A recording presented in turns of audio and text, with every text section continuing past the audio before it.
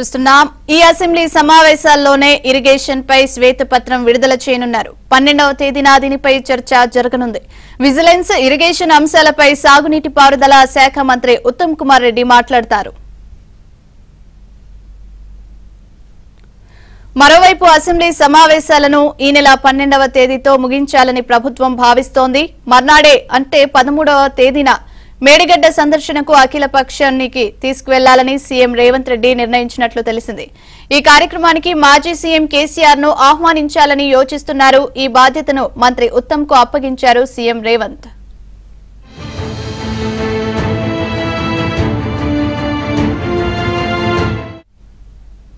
ఇదే అంశానికి సంబంధించి మరిన్ని వివరాలు మా తెలంగాణ బ్యూరో ఇన్ఛార్జ్ నవీన్ అందిస్తారు. నవీన్. సో ప్రియాంక, తెలంగాణ రాజకీయాల్లో ప్రాజెక్ట్స్ ఫైట్ మొత్తం మీద తెలంగాణ రాజకీయాలను కొంత ఆసక్తికరంగా మారుస్తోంది. మొత్తం మీద ఇటు ఈ ప్రాజెక్టులకు సంబంధించినటువంటి అంశం తెలంగాణ రాజకీయాల్లో హీట్ పుట్టిస్తుంది అన్నట్టుగానే మనకు చెప్పుకోవచ్చు. సో అసెంబ్లీ సమావేశాలు ప్రారంభమయ్యాయి. సో వాటికి సరిగ్గా 3 రోజులు సమావేశాలు కొనసాగాయి. సో ఇవాళ బడ్జెట్ ను అంటే ఓటాన్ అకౌంట్ బడ్జెట్ ని ఇవాళ అసెంబ్లీలో బట్టి విక్రమార్క ఫైనాన్స్ మినిస్టర్ ప్రవేశపెట్టబోతున్నారు. సో మరోవైపు ఈ అసెంబ్లీ సమావేశాలని ఈ నెల 13వ తారీఖు వరకు కొనసాగించాలని బీఏసీ నిర్ణయం తీసుకుంది. సో ఇవాళ బడ్జెట్ ప్రవేశపెట్టిన తర్వాత రేపు హాలిడే ఇస్తారు. సో ఆ తర్వాత సోమవారం, మంగళవారం ఈ 2 రోజుల పాటు బడ్జెట్ మీద చర్చ జరుగుతుంది. కానీ అనూహ్యంగా ఈ సమావేశాలని 12వ తారీఖు మాత్రమే కొనసాగించి అంటే 12వ తారీఖు వరకు మాత్రమే కుదించాలని చెప్పేసి ప్రభుత్వం నిర్ణయం తీసుకున్నట్టుగా తెలుస్తోంది. ఎందుకంటే అదే రోజు తెలంగాణ అసెంబ్లీలో సో ఇరిగేషన్ ప్రాజెక్టులకు సంబంధించిన అంశం మీద ఒక శ్వేతపత్రాన్ని విడుదల చేయబోతున్నారు. మరోవైపు కాళేశ్వరం ప్రాజెక్టులో జరిగినటువంటి అవకతవకలు కావచ్చు, లేదా మేడిగడ్డ ప్రాజెక్టు కుంగిపోయినటువంటి అంశం మీద తెలంగాణ ప్రభుత్వం వేసినటువంటి విజిలెన్స్ ఎంక్వైరీ ఇచ్చినటువంటి రిపోర్ట్ను ఆ రోజు టేబుల్ చేయబోతున్నారు. సో 12వ తారీఖున కాళేశ్వరం ప్రాజెక్టులో జరిగినటువంటి అన్ని అంశాలకు సంబంధించి విజిలెన్స్ ఇచ్చినటువంటి నివేదిక మీద చాలా సుదీర్ఘంగా చర్చ జరిగేటువంటి అవకాశాలు కనిపిస్తున్నాయి. సో ఇక మరుసటి రోజు 13వ తారీఖున ఇటు బీఆర్ఎస్ పార్టీ సో చలో నల్గొండకు పిలుపునిచ్చింది. ముఖ్యంగా ప్రాజెక్ట్ అంటే కృష్ణా నది పరివాహక ప్రాంతాల్లో ఉన్నటువంటి ప్రాజెక్టులను ఇటు కేంద్ర ప్రభుత్వానికి, కేంద్ర జలశక్తికి మంత్రిత్వ శాఖ అప్పగించడం మీద కేసీఆర్ అభ్యంతరాన్ని వ్యక్తం చేస్తున్నారు. ఇది పూర్తిగా రేవంత్ రెడ్డి సర్కార్ వైఫల్యమే అని చెప్పేసి ఆయన తీవ్రంగా ఎండగడుతున్నారు. సో ఈ అంశం మీద బీఆర్ఎస్ పార్టీ సో తొలిసారిగా అంటే ఎన్నికల్లో ఓటమి తర్వాత ఒక భారీ బహిరంగ సభకు నల్గొండలో ప్లాన్ చేస్తున్నటువంటి నేపథ్యంలో సో ఆ రోజు అసెంబ్లీ సమావేశాలు నిర్వహించొద్దని చెప్పని కాంగ్రెస్ పార్టీ భావిస్తుంది, ప్రభుత్వం భావిస్తోంది. సో 12వ తారీఖున ఇరిగేషన్ ప్రాజెక్టులకు సంబంధించినటువంటి చర్చ జరిగిన తర్వాత సభను నిరవధికంగా వాయిదా వేస్తారు.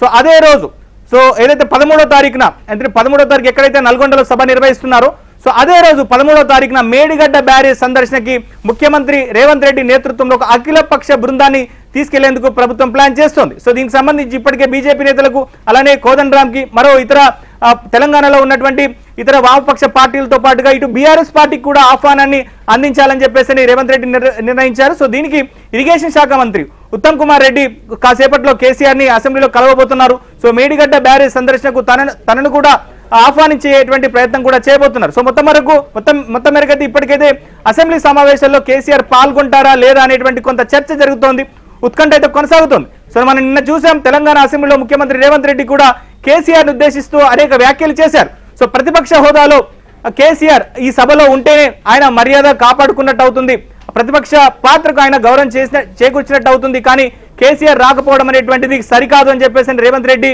నిన్న విమర్శలు చేశారు. సో ఇప్పుడు కేసీఆర్ సభకు హాజరవుతారా లేదా అనేటువంటి కొంత చర్చ అయితే జరుగుతోంది, ఆసక్తి అయితే నెలకొంది. సో మొత్తం మీద ఇప్పటికే మేడిగడ్డ బ్యారేజ్ కుంగిపోయినటువంటి సంఘటనలో సో ఇప్పటికే ఈఎన్సీగా ఉన్నటువంటి మురళీధర్ రావుని పదవి నుంచి తప్పుకోవాల్సిందిగా ప్రభుత్వం కోరింది. ఆయన రిజిగ్నేషన్ కూడా ఇచ్చారు. సో ప్రభుత్వం దాన్ని యాక్సెప్ట్ కూడా చేసింది. మరోవైపు రామగుండం అలానే మేడిగడ్డ ఈఎన్సీగా ఉన్నటువంటి వెంకటేశ్వర్లను సస్పెండ్ చేసింది. సో మొత్తం మీద ప్రాజెక్టుల బాటకు సో ముఖ్యంగా ప్రధాన ప్రతిపక్షం అలానే అధికార పక్షం ఈ రెండు పక్షాలు కూడా 13వ తేదీనే ఎంచుకున్నాయి. సో 13వ తేదీన మేడిగడ్డకు రేవంత్ రెడ్డి నేతృత్వంలో అఖిలపక్ష బృందం వెళ్తోంది.